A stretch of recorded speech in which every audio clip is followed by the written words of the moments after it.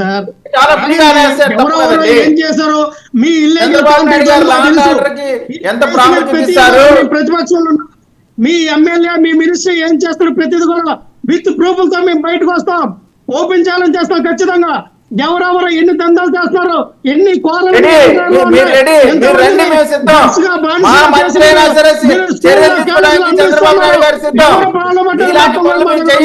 ఎవరు దీని అనుగతులు ఉన్నారు ఇక్కడ ఇక్కడ చూస్తే మీ ఎక్కడ అనంతపురం జిల్లా వరకు కూడా ఎవరెవరు ఏ అభివృద్ధి చేస్తూ ఉన్నారో మేము చేస్తాం మీ యొక్క నాయకుల యొక్క చట్టం మేము చేస్తాం మీరు కంగారు పడాల్సిన పార్టీ లక్ష్మణరావు గారే కాబట్టి ఇంకా ప్రశ్నిస్తూనే ఉన్నారు. లక్ష్మణ్ ఒక తెలుగుదేశం పార్టీ లక్ష్మణ్ వినాలి. వర్మ గారు మీరు ఒక మాట చెప్తున్నా వర్మ గారు జనసేన టీడీపీ యొక్క పద్ధతులు ఎలాగొండి అంటే మనం బొబ్బుల గుమ్ముని నవలి నవలి నవలి ఊసేస్తాం. ఎందుకంటే బొబ్బుల గుమ్ములో తీపిగానే ఉన్నంత వరకు నవ్వులుతాం, అందులో చప్పుగా అయిపోతేనే బయటకి ఇస్తాం. అలాగే జనసేన టీడీపీ ఏంటంటే నాయకుల్ని కార్యకర్తల్ని వినియోగించుకొని వాళ్ళ విషయం ఉన్నంత వరకు వాడుకుంటారు, తర్వాత పక్కన పెడతారు. అలాగే ఈరోజు చూస్తే ఏ క్వాలిఫై ఉందని మా పిడిగి హరిప్రసాద్ గారికి ఎమ్మెల్సీగా పెట్టారు. పాపం వర్మ గారి పరిస్థితి ఏంటంటే అక్కడ వర్మ గారికి ఎమ్మెల్సీ ఇస్తామని చెప్పి ఆయన ఈ రోజున మోసం చేసినటువంటి చంద్రబాబు నాయుడు గారు పవన్ కళ్యాణ్ గారు హరిప్రసాద్ గారికి శ్రీరామచంద్రయ్య గారికి ఇచ్చారంటే మీ చిత్తశుద్ధి ఎక్కడుంది? ఎక్కడుంది మాట ఎక్కడ నిలబెట్టుకున్నారు మీరు? ఎక్కడ నిలబెట్టుకున్నారు? ఏం చేశారు? ఏ ప్రజాసేవ చేశారని హరిప్రసాద్ గారికి ఎమ్మెల్సీ అంటే మనకి భద్రత చేస్తే చాలు, మనకు భజన కార్యక్రమాలు చేస్తే చాలు, తప్పని పిల్లలు వంగిస్తే చాలు, మనం ఒకరి కింద భాషలు చేస్తే చాలు, మనకు పదవులు వచ్చేస్తే అంటే ఈ పోరాటం పెట్టడం ఎందుకు? ఈ పోరాటం చేయడం ఎందుకు? ఈ ప్రజా ఉద్యమాలు ఎందుకు? రాజకీయ కోసం డబ్బులు ఉంటే చాలన్నప్పుడు మళ్ళీ వ్యవస్థ కదా వర్మ గారు. ఓకే లక్ష్మణ్ ఒక్క విషయం విన్నారు. ఇప్పుడు అది మన టాపిక్ కాదు. ఆయన 10 సంవత్సరాలు పెట్టి ఆయనతో పాటు ఉన్నారు, ఆయన సర్వీస్ చేశారు, వాళ్ళు ఇచ్చుకున్నారు.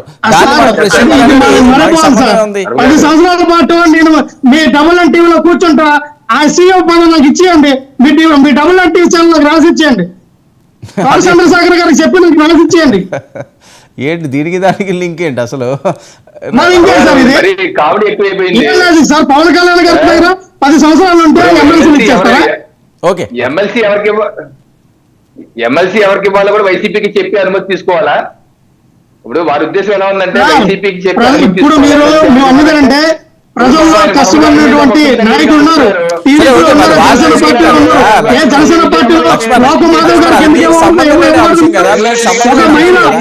ఒక మహిళ విజయనగరం నుంచి మొట్టమొదటిగా గెలిచిన వ్యక్తి ఒక ఆయన కాదండి, సారీ లోకమాధవ్ గారు కాదు, గెలిచినటువంటి వ్యక్తులు ఉన్నారు, గురాన్ అయిన లాంటి వ్యక్తులు ఉన్నారు. గురాన్ అయిన లాంటి వ్యక్తులు మీరు ఎందుకు ఎమ్మెల్సీ ఇవ్వకూడదు? బాలకోట లాంటి వ్యక్తి మీరు ఎందుకు ఎమ్మెల్సీ ఇవ్వకూడదు? లక్ష్మణ్ మీరు ఎవరికి ఇచ్చారు సార్? మేము చాలా మంది కూడా మేము చాలా జెన్యూన్ గా ఇచ్చాం, చాలా పేదవాళ్ళకి కూడా ఇచ్చాం. చూడండి కావాలంటే అందరూ డబ్బులు ఉన్న వాళ్ళకి జగన్మోహన్ రెడ్డి గారు ప్రజాసేవ చేసిన వాళ్ళకి ఇచ్చాం మేము. లివిట్ ఇప్పుడు అది టాపిక్ కాదు, ఎమ్మెల్సీ టాపిక్ కాదు. రవికిరణ్ గారు చాలా అన్యాయాలు అరాచకాలు చేశారు, అందులో మీ పాత్ర కూడా ఉందా ఈ 15 రోజుల్లో? నాకు అర్థం కావట్లేదు. ఇప్పుడు లక్ష్మణ్ గారి వ్యవహారం చూస్తుంటే ఏదో మా ప్రభుత్వం వచ్చి అలాంటి 4 ఏళ్ళు అయిపోయిందేమో, వీళ్ళు రేపో మాపు ఎన్నికలు ఉన్నట్టు మాట్లాడుతున్నారు లక్ష్మణ్ గారు. మరి ఆయనకి 20 రోజులు అయిపోయింది, ఇక్కడ అరాచకాలు ఘోరాలు అన్యాయాలు జరిగిపోతుంది, ఎవరెవరు తినేస్తారంట. లెక్క చెప్తాడు, చెప్పండి బాబు లెక్క, అదేదో లెక్క చెప్పండి, మేము కూడా విచారణ చేస్తే ఆ లెక్క బయట పెట్టండి. 20 రోజులకి అంటే అయిపోయినాయా? స్కైలాప్ పడిపోతుందని చెప్తున్నారు. ఇదేంటి సార్, ఇంకా మంత్రులు సరిగ్గా అర్థం చేసుకోలేకనే పవన్ కళ్యాణ్ గారు రివ్యూలు చేస్తున్నారు. ఇవాళ కలెక్టరేట్ లో కూడా ఫారెస్ట్ డిపార్ట్మెంట్ రివ్యూ అర్థం చేసుకునే ప్రయత్నం చేస్తారు. మా వాళ్ళందరూ కొత్తగా మంత్రులు, మీరేమో ఓ పక్క నుంచి తినేస్తారు. కోర్టు ఎలా ఉందంటే పచ్చకామెలోనికి లోకమంతా పచ్చగా ఉన్నట్టు ఉందండి. వాళ్ళు ఫుల్ గా తినేశారు, ఎదురు కూడా అలా తినేస్తారని చెప్పి అనుకుంటున్నారు. అది ప్రాబ్లం. వాళ్ళకు ఉన్న రోగం అందరికీ పోతుంది అనుకుంటున్నారు.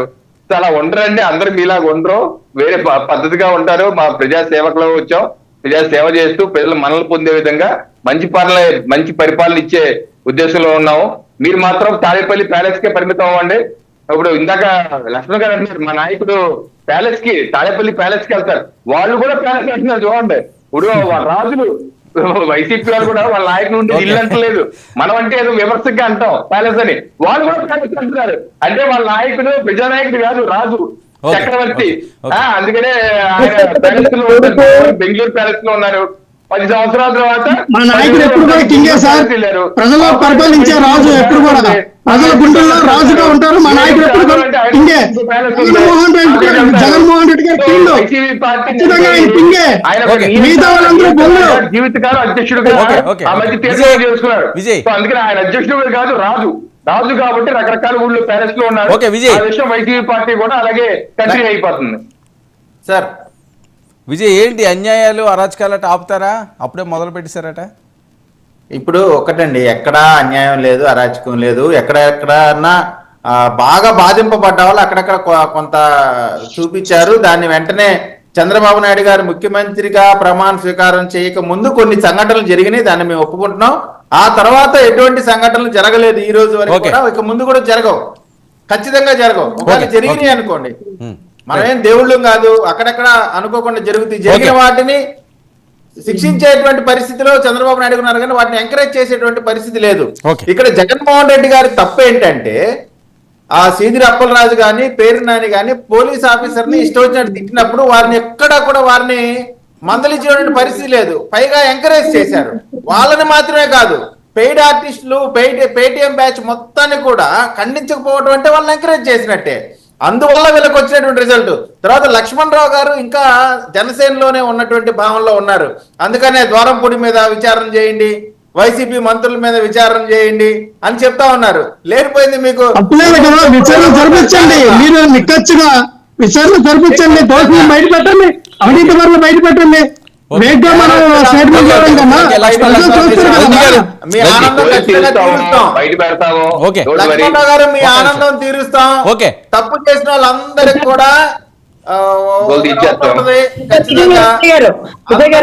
ఇంకా అసలైన హడావులు ఇంకా బిగిన్ అవ్వలేదు కాబట్టి లక్ష్మణ్ రావు గారిని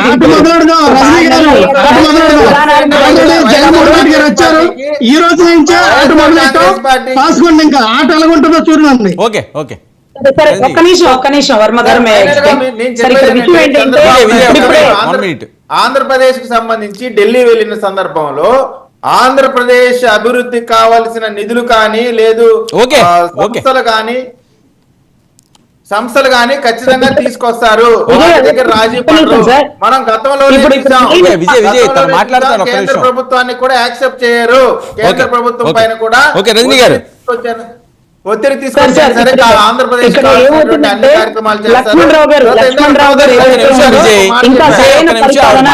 స్టార్ట్ అవ్వక ముందే వీళ్ళు మాట్లాడుతున్నారు సార్. అసలుగా ఏదన్నా ఇబ్బంది జరిగినప్పుడు అప్పుడు వెంకటరెడ్డి, వెంగళ రెడ్డి, ఇంకొక రెడ్డి, శ్రీనివాస్ రెడ్డి వీళ్ళందరూ అప్పుడు వస్తారు. పాప ఇప్పుడు ట్రయల్ మ్యాచ్ కాబట్టి ఏం మాట్లాడాలో తెలియక ప్యానల్ ఎవరో ఒకరిని కూర్చోబెట్టాలి కాబట్టి లక్ష్మణ్ రావు గారిని కూర్చోబెట్టారు. లక్ష్మణ్ రావు గారు గతంలో జనసేనలో ఉన్న అనుభవం ఉంది కాబట్టి ప్రతి తప్పుని ప్రశ్నిస్తాం, అది మాకున్న అలవాటు. మేము తర్వాత ఏ తప్పుకున్నా మా బేస్ పునాది అదే కాబట్టి ప్రశ్నిస్తాం. అందుకనే ద్వారంపూడి గారిని కూడా నిరూపించండి, ఎవరెంట్రీ పట్టుకొని జైల్లో వేయండి, అంతేగాని ఒట్టి మాటలు చెప్పకండి. మాకు కావాల్సింది ద్వారంపూడి గారి అరెస్టు అంటూ ఆయన మాట్లాడుతున్న ధోరణి చాలా ప్రశంసనీయమండి. సో ఇప్పటి వరకు ట్రయల్ మ్యాచ్ చూశారు, ఇంకా రియల్స్ అనేది స్టార్ట్ అవుతుంది 100% సార్. ఖజానాలో డబ్బులు లేవని పాపం ఫస్ట్ టైం జీతం తీసుకోవాలని మనస్ఫూర్తిగా అడిగిన వ్యక్తి పాపం పవన్ కళ్యాణ్ గారండి, జీతం తీసుకుంటానని. కానీ ఖజానాలో డబ్బులు లేని పరిస్థితి చూసి మళ్ళీ వద్దులేండి, నా సోఫాలు నా కుర్చీలతో నేనే కొనుక్కుంటాను, ఈ పరిస్థితిలో నేను జీతం తీసుకోవడం సమంజసం కాదు అంటూ వెనక్కి తగ్గారండి. నాకు ఎప్పుడు అనిపించిందంటే ఆయన ఎంతో డబ్బు ఆయన సొమ్మంతా ప్రజలకి అన్ని రకాలుగా ఇచ్చారండి. అంటే ఉద్దాన సమస్యలు కానీ కౌలు రైతులు కానీ మొట్టమొదటిగా మేం కట్టినటువంటి ఖజానా అంటే మేము కట్టినటువంటి పన్నులు ఖజానా రూపంలోంచి ఆయన శాలరీగా వెళ్తుంటే ఆయన రుణం తీర్చుకునే అవకాశం వచ్చిందేమో అంటూ ఆయన శాలరీ ఎప్పుడు తీసుకుంటారో అప్పుడు సంతోషపడదాం అనుకున్నాం. కానీ మా దౌర్భాగ్యం, మాకు ఆ కోరిక కూడా తీరకుండా పోయింది. ఖజానా మొత్తం ఖాళీ అయిపోయింది, ఖాళీ చేసేశారు. కార్పొరేషన్ మీద అప్పులు చేశారు, కలెక్టర్ ఆఫీసులు తాకట్టు చేశారు. సో శ్వేతపత్రాన్ని రిలీజ్ చేసి ప్రభుత్వం ఏం చేయాలనుకుంది, ఏం చేయలేకపోతుంది, ఏం చేయలేని నిస్సహాయత ఎందుకు ఎదురైంది అనే దానికి కూడా సమాధానం చెప్తారండి. అప్పుడు ఒరిజినల్ రెడ్లందరూ పుట్టలోంచి పావులాగా బయటకు వచ్చి మీరు ఆ పథకం ఎందుకు ఇంప్లీట్ చేయలేదు, మీరు ఇదెందుకు చేయలేదు అని అడుగుతారు. ఏముందనయ్యా చేయడానికి? ఖజానా మొత్తం ఖాళీ చేసి అప్పుల పాలు చేసి ఏంటిది అంటూ అప్పుడు మనం చక్కగా కూర్చొని మంచి డిస్కస్ చేసుకుందాం. అప్పటి వరకు పాపం లక్ష్మణ్ రావు గారే నాకు ఏ ప్యానల్ లో చూసినా వీళ్ళే కనపడతారు. నా మీద కాళ్ళు ఎగరేసి జులుం చేసినటువంటి ఒక్క రెడ్డి గారు కూడా రాట్లా సమాధానం చెప్దాం అనుకుంటే. సో ఎనీవే, మంచి సుపరిపాలన జరగాలి, పోలీసుల్ని ప్రజాప్రతినిధులు కుటుంబ సభ్యులు గౌరవించాలి, అండి సార్ అనే పదాలే ప్రస్తావించాలి. ఏ చిన్న ఎలిగేషన్ జరిగినా మీలాంటి జర్నలిస్టులకి లేకపోతే వైసీపీ వారికి అవకాశం ఇవ్వకుండా ముందుగానే చంద్రబాబు గారు గాని పవన్ కళ్యాణ్ గాని రియాక్ట్ అయ్యి ఆ రియాక్ట్ అయిన దాన్ని మీడియా ముఖంగా బయటికి రిలీజ్ చేస్తారండి. ఓకే రజనీ గారు, మీకు ఏ రేట్లు కావాలి ఇంతకని డిబేట్లకి? సార్ అంతకు ముందు అయితే వెంకటరెడ్డి గారు నా బుర్ర తినేసేవాళ్ళు సార్. తర్వాత ఇంకొక శ్రీనివాస్ రెడ్డి గారు, వీళ్ళందరూ కూడా చాలా మంది ఉన్నారు కదా సార్, మీకు తెలియదా? కూర్చొని రజనీ గారు మీ నాయకుడు మళ్ళీ మేకప్ వేసుకొని వెళ్ళిపోతాడు, రజనీ గారు చూసుకుందామా దాచుకుందామా అంటూ అన్నాడు, ఒక్కడు రావట్లేదు సమాధానం చెప్దామంటే. రవికిరణ్ గారు ఏదో చెప్తున్నారు, ఏంటి రవికిరణ్? అందరికీ వెంకటరెడ్డి గారే కావాలి, ఆయన పెద్ద హాట్ కేక్ అందరికి. చాలా మాట్లాడేవారు సార్, చాలా మాట్లాడేవారు. రజనీ గారు మీ నాయకుడు సైకిల్ ఎక్కిపోతాడా, రజనీ గారు మీ నాయకుడు మేకప్ వేసుకొని పోతాడా, ఎక్కడ కనపడకుండా పోతాడు అన్నారు. మరి వారే అసెంబ్లీలో కూడా కనపడని పరిస్థితి వచ్చింది. సో ఇటువంటి వాళ్ళకి అధికారం ఉంది కాబట్టి ఎలా అంటే అలా మాట్లాడకూడదు అనేది ఒక దృఢమైన మాట అండి. మేము ఖచ్చితంగా ఎన్డీఏ కూటమిగా మేము ఇచ్చినటువంటి మేనిఫెస్టోలో ప్రతి హామీని కూడా నెరవేర్చి తీరుతాము. ప్రతిపక్షాలకి అటువంటి అవకాశం ఎట్టి పరిస్థితుల్లో ఇవ్వము. ఖచ్చితంగా అన్ని హామీలు నెరవేర్చే మళ్ళీ ఎన్నికలకు వెళ్తాము. వాళ్ళలాగా దొంగ హామీలు ఇచ్చి మద్యపాన నిషేధం చేయమని చెప్పి చేస్తేనే ఓట్లు అడుగుతామని చెప్పి దొంగ మాటలు మేము చెప్పం. అక్కడ ఇప్పుడు సమస్య ఉంది కదా అని చెప్పి పక్కకి వెళ్ళేవాడు నిజమైన మెకానిక్ కాదండి. బండికి మెకానిక్ అంటే ఎటువంటి ఇబ్బంది వచ్చినా సరే దాన్ని తిరిగి గాడిలో పెట్టిన వాడే నిజమైన మెకానిక్. అటువంటి చిత్తశుద్ధినటువంటి నాయకుడు మా చంద్రబాబు నాయుడు గారు సమస్యల్లో ఉన్నప్పుడే ఆయన అవసరం అవుతుంది. ఈ ఆంధ్ర రాష్ట్ర సమస్యలన్నీ తీర్చి ఇచ్చిన ప్రతి హామీని నిలబెట్టి ఆ తర్వాతే ఎలక్షన్ కి వెళ్తాము, ఓటు అడుగుతాము. ఖచ్చితంగా ప్రతి హామీ ఎన్డీఏ గవర్నమెంట్ నెరవేర్చబోతా ఉంది. కేంద్రం కూడా హక్కుగా రావాల్సినవి కూడా చంద్రబాబు నాయుడు గారు తీసుకొస్తారు. ఓకే విజయ్. లక్ష్మణ, అందరూ వెంకటరెడ్డి గారు కొంతమంది రెడ్డి గారు ఇంతకుముందు యాక్టివ్గా వచ్చేవారు రాలేదంటున్నారు, మీకేం టచ్ లో ఉన్నారు ఆయన? సార్ వెంకటరెడ్డి గారు టచ్ లోనే ఉన్నారు, కేఎస్ ప్రసాద్ గారు టచ్ లో ఉన్నారు. మీకే వాళ్ళకి ఎవరెవరు కావాలో వాళ్ళందరూ కూడా నాతో రోజు మాట్లాడతారు. ఒక్క నిమిషం సార్, ఇప్పుడు వెంకటరెడ్డి గారు ఎందుకండి, వెంకటరెడ్డి గారు ఎందుకు నాతో మాట్లాడండి వెంకటరెడ్డి వారికి ఎందుకు మాట్లాడరు పవన్ కళ్యాణ్ గారిని, ఎందుకంటే మీరు అలా మాట్లాడలేరు కాబట్టి. గతంలో ఆయన చాలా మాట్లాడారండి మన అధినాయకుడు గురించి, తప్పుగా మాట్లాడారు. మనమంతా సమాధానం చెప్పద్దండి. అప్పట్లో చెప్పాలి సార్, ఏ పార్టీ ఉంటే ఆ పార్టీ స్థానం మాట్లాడారు. ఆయన నాయకుల గురించి, వాళ్ళ పార్టీ సిద్ధాంతాల గురించి, విధానాల గురించి, పాలసీల గురించి ఆయన మాట్లాడారు. అది తప్పలేదు కదా. వెంకటరెడ్డి గారిని టార్గెట్ చేయడం తప్పలేదు కదా. మీరు వెంకటరెడ్డి మీద కేసు వేసి వెంకటరెడ్డి గారు గట్టిగా మాట్లాడుతున్నారని మీరు ఆయన మీద కేసులు వేసి మీరు డిబేట్లు రాకుండా మీరు అట్టుకొని మళ్ళీ వెంకటరెడ్డి గారు రావాలంటే ఏమంటారు?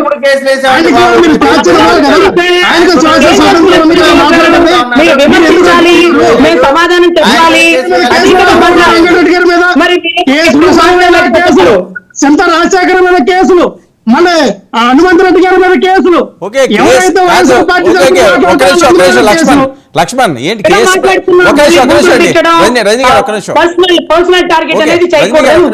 కేఎస్కే ప్రసాద్ గారి మీద కూడా కేసులు ఉన్నాయా? ప్రసాద్ గారికి నోటీసులు ఇచ్చారంట, సింత రాజశేఖర్ గారికి నోటీసులు ఇచ్చారంట, హనుమంత్ రెడ్డి గారికి కూడా నోటీసులు ఇచ్చారంట పాపం. అంటే ఈ సోషల్ మీడియాలో ఏ పోస్ట్ పెట్టకూడదు, సోషల్ మీడియాలో ట్విట్టర్ లో కానీ ఫేస్బుక్ లో